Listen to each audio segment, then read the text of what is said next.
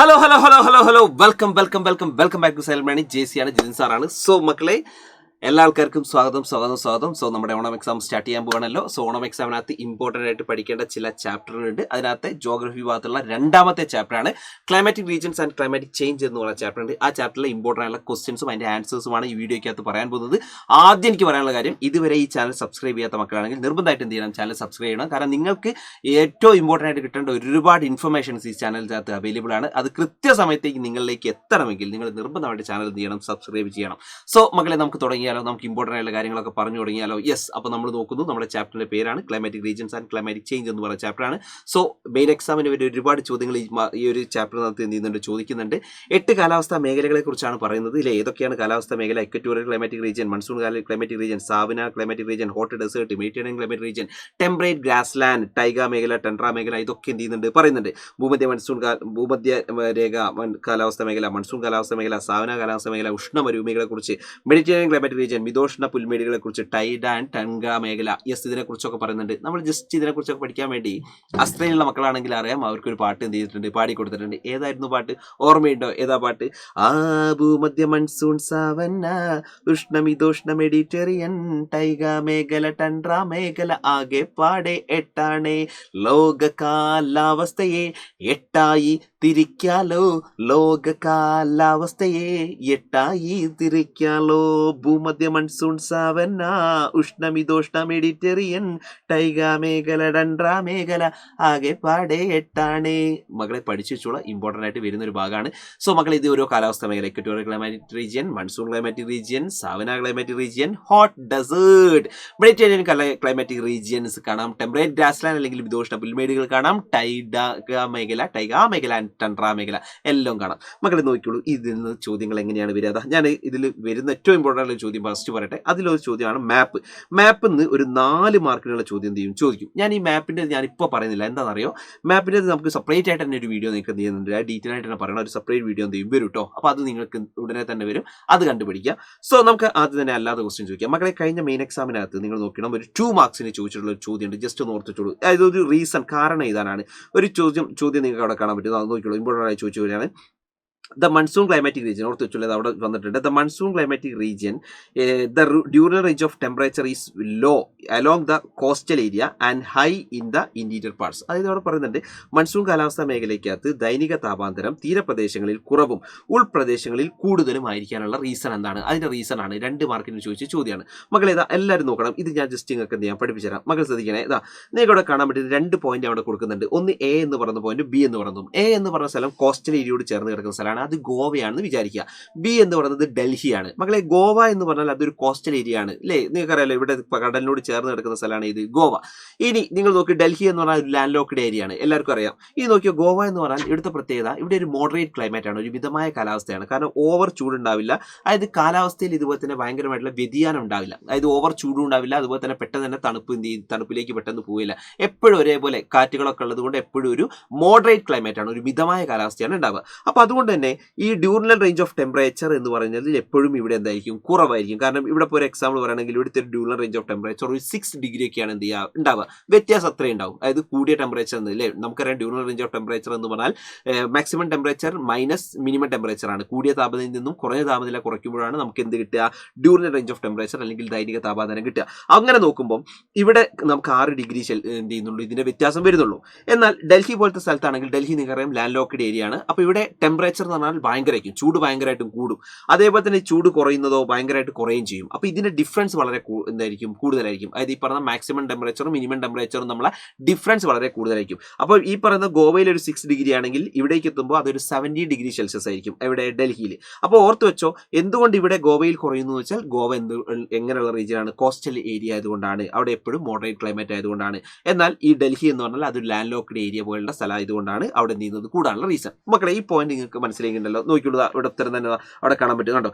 In coastal areas experience the moderate climate, the temperature is same during the day and night. അപ്പോൾ അവിടെ പറയുന്നുണ്ട് മക്കളെ, തീരപ്രദേശങ്ങളിൽ പകലും രാത്രിയും താപനില ഒരേപോലെ ആയതിനാൽ അവിടെ മിതമായ കാലാവസ്ഥയാണ് അനുഭവപ്പെടുന്നത്. ആയതിനാൽ അവിടെ പറയുന്നുണ്ട്, the diurnal range of temperature is very low in coastal area. അപ്പോൾ നമ്മുടെ ദൈനിക താപാന്തരം എപ്പോഴും എന്തായിരിക്കും, ഈ പ്രദേശങ്ങളിൽ തീരപ്രദേശങ്ങളിൽ കുറവായിരിക്കും. ഓർത്ത് വെച്ചോളൂ. ഇനി അടുത്തത് നോക്കുകയാണെങ്കിൽ ഇൻലാൻഡ് ഏരിയാസ് ആണ്. ഇൻലാൻഡ് ഏരിയാസിൽ നോക്കിയാൽ മതി, the land heat up and cool down faster. ഇതേപോലെ തന്നെ എന്താണ്, ഉൾപ്രദേശങ്ങളിൽ കടൽ നീർ വളരെ അകലെയുള്ള സ്ഥലങ്ങളിൽ കര വേഗത്തിൽ ചൂടാവുകയും അതേപോലെ തന്നെ തണുക്കുകയും ചെയ്യുന്നു. അതുകൊണ്ട് തന്നെ നോക്കിയാൽ മതി ദൈനിക താപമാനം ഇവിടെ കൂടാൻ കാരണമാകുന്നത് അതുകൊണ്ടാണ്. So which cause the diurnal range of temperature variation to increases. ഇത്രയും പോയിന്റുകളാണ് നിങ്ങൾ എഴുതേണ്ടത് കേട്ടോ, ഇമ്പോർട്ടന്റ് ആയിട്ട് വരുന്നതാണ്. അടുത്ത നമുക്ക് ശ്രദ്ധിക്കേണ്ടത് കഴിഞ്ഞ SSLC ഓണം എക്സാമിനകത്ത് വന്നിട്ടുണ്ടായിരുന്നത് സാവന കാലാവസ്ഥാ മേഖലയുമായി ബന്ധപ്പെട്ടാണ്. അവിടെ ചോദിച്ചത് അതിന്റെ ലാറ്റിറ്റ്യൂഡൽ എക്സ്റ്റൻഷൻ ചോദിച്ചു, ടെമ്പറേച്ചർ ചോദിച്ചു, അതേപോലെ തന്നെ വെജിറ്റേഷൻ ചോദിച്ചു, ലൈവ്ലിഹുഡ് ചോദിച്ചു, അക്ഷാംശ വ്യാപ്തി ചോദിച്ചു, ശരാശരി താപനില ചോദിച്ചു, സസ്യങ്ങൾ ചോദിച്ചു, ഉപജീവന മാർഗ്ഗങ്ങൾ ചോദിച്ചു. ഇതാണ് കഴിഞ്ഞ ചോദിച്ചത്. അത് 3 മാർക്കിനാണ് ചോദിച്ചത്. അങ്ങനെയാണെങ്കിൽ ഈ വർഷം ഏത് വരും എന്ന് ചോദിച്ചു കഴിഞ്ഞാൽ ഞാൻ പറയുന്നു മക്കളെ, ടൈഗ റീജിയനുമായി ബന്ധപ്പെട്ടായിരിക്കും നിങ്ങളോട് ഇങ്ങനെ ചോദിക്കുക. ടൈഗ റീജിയനുമായി ബന്ധപ്പെട്ട എന്തെങ്കിലും ചോദ്യം വരും. നിങ്ങൾ ആലോചിച്ച് നോക്കും, ഇപ്പൊ നമുക്ക് ഈ പറയുന്ന ഈ ഇപ്പൊ ചോദിച്ച ചോദ്യം സാവനയുമായി ബന്ധപ്പെട്ടാണെങ്കിൽ ഇവിടെ കൃത്യമായിട്ടുള്ള അതിന്റെ ആൻസർ എന്ത് ചെയ്തിട്ടുണ്ട്, കൊടുക്കുന്നുണ്ട്. റെഡി, സെറ്റ് അല്ലേ? ഇനി അടുത്തൊരു ചോദ്യം മക്കൾ ശ്രദ്ധിക്കണം. കഴിഞ്ഞ ഫൈനൽ എക്സാമിന് തന്നെ ചോദിച്ചത് 2026 2 മാർക്കിന് ചോദിച്ചൊരു ചോദ്യമാണ്. Why are deserts are formed in the west of continents? വൻകരകളുടെ പടിഞ്ഞാറൻ അരികുകളിൽ മരുഭൂമികൾ രൂപപ്പെടുന്നത് എന്തുകൊണ്ടാണ് എന്ന് പറഞ്ഞൊരു ചോദ്യം എന്ത് ചെയ്തിട്ടുണ്ട്, ചോദിച്ചിട്ടുണ്ട്. മക്കളെ ഇങ്ങനെ ഒരു ചോദ്യം എന്ത് ചെയ്തിട്ടുണ്ട്, വന്നിട്ടുണ്ട്. അപ്പൊ ഇതിന്റെ ഉത്തരം നമ്മൾ എഴുതേണ്ടത് ഇങ്ങനെയാണ്. മക്കളെ ഡെസേർട്ട് അറിയാലോ, നിങ്ങൾ നോക്കി ഇവിടെ ഇപ്പൊ ലാറ്റിൻ അമേരിക്കൻ അല്ലെങ്കിൽ ഈ പറയുന്ന സൗത്ത് അമേരിക്കൻ കോണ്ടിനെന്റ്സ് ആണുള്ളത്. അവരുടെ വെസ്റ്റ് ഭാഗത്ത് കണ്ടില്ലേ, ഇതിന്റെ ഈ വെസ്റ്റ് ഭാഗത്താണ് എന്ത് ചെയ്യുന്നത്, നമുക്ക് ഇതേപോലെ തന്നെ കാണാൻ വേണ്ടി പറ്റുന്നത്. ഇതിന്റെ ഈ ഒരു വെസ്റ്റ് ഭാഗത്താണ് നമുക്ക് എന്ത് കാണാൻ പറ്റുന്നത്, ഇതേപോലെ തന്നെ ഡെസേർട്ടുകൾ കാണുന്നത്. ഇനിയിപ്പോൾ ഇവിടെ കാണെങ്കിൽ ഇവിടെ നോക്കാം, അതേപോലെ തന്നെ ഓസ്ട്രേലിയ നോക്കാം, ഇതിന്റെയൊക്കെ വെസ്റ്റ് ആണ്. അപ്പൊ എന്തുകൊണ്ടാണ് അതിന്റെ റീസൺ എന്ന് വെച്ച് കഴിഞ്ഞാൽ കണ്ടോ, ഇവിടെ ട്രേഡ് വിൻസ് ഇങ്ങനെ ഇവിടുന്ന് കയറുന്നു, കടലിൽ നിന്നും ട്രേഡ് വിൻസ് അല്ലെങ്കിൽ വാണിജ്യവാദങ്ങൾ ഇങ്ങനെ കയറുന്നു. കയറുമ്പോൾ ഈ സ്ഥലത്തൊക്കെ ഭയങ്കരമായിട്ടുള്ള മോയ്സ്ചർ കണ്ടന്റ് ഉണ്ടാവും, നല്ല തണുപ്പ് ഉണ്ടാവും. ബട്ട് ഇത് നേരെ ഇങ്ങനെ മൂവ് ചെയ്ത് ഈ വെസ്റ്റേൺ മാർജിനിലേക്ക് എത്തുമ്പോൾ എന്ത് ചെയ്യും, അതിന്റെ മോയ്സ്ചർ കണ്ടന്റ് എന്ത് ചെയ്യുന്നു, ഇല്ലാതാവുന്നു, വിൻഡ് ഡ്രൈ ആയി മാറുന്നു. അങ്ങനെ ഈ ഏരിയ എന്താവാണ്, ഡ്രൈ ആയിട്ട് വരണ്ട ഏരിയ ആയിട്ട് എന്ത് ചെയ്യാണ്, മാറാണ്. ഇതാണ് അതിന്റെ ആൻസർ കേട്ടോ. അപ്പോൾ ഓർത്ത് വെച്ചോളൂ, as the trade winds travel across the continents, reach the western margin, the wind loses its moisture and become dry. അവിടെ പറയുന്നുണ്ട്, വാണിജ്യവാദങ്ങൾ വൻകരയ്ക്ക് കുറുകെ സഞ്ചരിച്ച് പടിഞ്ഞാറൻ അരികുകളിലേക്ക് എത്തുന്നതോടെ കാറ്റുകളിലെ ഈർപ്പം നഷ്ടപ്പെട്ട് ഇവ വരണ്ട കാറ്റുകളായി മാറുന്നു.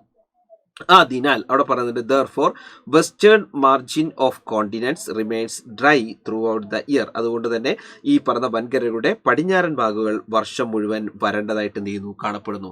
ഇതുകൊണ്ടാണ് വൻകരകളുടെ പടിഞ്ഞാറൻ അരികുകളിൽ മരുഭൂമി രൂപപ്പെടാനുള്ള പ്രധാന reason. So this is the main reason for formation of desert in the west margins of continents. ഇത്രയുമാണ് വരിക കേട്ടോ, ഇത്രയുമാണ് വരിക. അപ്പൊ ഇങ്ങനെയുള്ള ചോദ്യങ്ങളാണ് വരിക. അപ്പൊ മക്കളെ, ഇത് മാത്രമല്ല, ഇനിയും നിരവധിയായിട്ടുള്ള ചോദ്യങ്ങളൊക്കെ ഉണ്ട്. അതൊക്കെ നമുക്ക് എന്ത് ചെയ്യാൻ, വരുന്ന വഴിക്കൊക്കെ നമ്മൾ എന്ത് ചെയ്യുന്നു, ഓരോന്നും പറയുന്നു.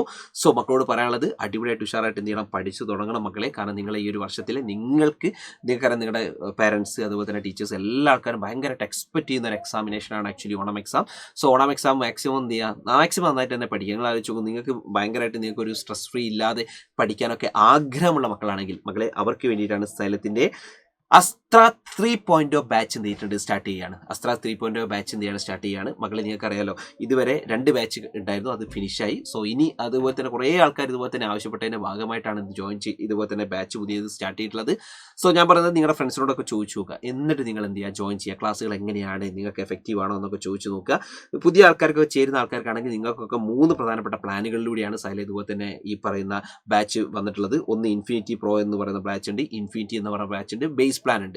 മക്കളെ ഞാൻ പറഞ്ഞത്, ഇപ്പൊ എന്നോട് ചോദിക്കുകയാണ്, സാർ ഇതിൽ ഏതാണ് എടുക്കാൻ, നിങ്ങൾ ഏതാണ് ഏറ്റവും എടുത്താൽ നന്നാവുക എന്ന് ചോദിക്കുകയാണ്. അപ്പൊ ഞാൻ പറയാണ്, നിങ്ങൾക്ക് വലിയ വലിയ ആഗ്രഹങ്ങൾ, അതായത് ഭാവിയിൽ ഡോക്ടർ, എഞ്ചിനീയർ പോലുള്ള വലിയ വലിയ മേഖലയിലേക്ക് എത്തണം, നിങ്ങളുടെ ലൈഫ് പെട്ടെന്ന് തന്നെ സെറ്റ് ആണെന്നൊക്കെ ആഗ്രഹമുള്ള മക്കളാണെങ്കിൽ അവർ നിർബന്ധമായിട്ട് എടുക്കേണ്ടത് ഇൻഫിനിറ്റി പ്രോ എന്ന് പറയുന്ന നമ്മുടെ ബാച്ചാണ്. ഇൻഫിനിറ്റി പ്രോ ബാച്ചാണ് എടുക്കേണ്ടത്. ഇനി അത് എടുത്തിട്ടില്ലെങ്കിൽ നിങ്ങൾ ഇൻഫിനിറ്റി എന്ന് പറഞ്ഞ ബാച്ചെങ്കിലും എന്ത് ചെയ്യുക, എടുക്കുക. ഇത്രയാണ് എനിക്ക് പറയാനുള്ളത് കേട്ടോ, ഇത്രയാണ് പറയാനുള്ളത്. ഞാൻ പറഞ്ഞത്, നിങ്ങളുടെ ഫ്രണ്ട്സിനോട് ചോദിച്ചു നോക്കുക, എന്നിട്ട് നിങ്ങൾ എന്ത് ചെയ്യുക, എടുക്കുക. സോ ഇനിയും ലൈവും കാര്യങ്ങളായിട്ടൊക്കെ നമ്മൾ വരും, റെക്കോർഡഡ് കണ്ടന്റുകളായിട്ടൊക്കെ തന്നെ വരും. സോ മക്കളോട് പറയാനുള്ളത്, നിങ്ങൾക്ക് ഇനി എന്താണ് ആവശ്യം എന്നുള്ളത്, ഇനി എന്താണ് നിങ്ങളുടെ ആവശ്യം എന്നുള്ളത് നിർബന്ധമായിട്ട് വീഡിയോയ്ക്ക് താഴെ നിങ്ങൾ എന്ത് ചെയ്യുക, കമന്റുകൾ രേഖപ്പെടുത്തുക. So all the best everyone, all the best. നമുക്ക് കാണാം മക്കളെ. So bye bye bye bye bye.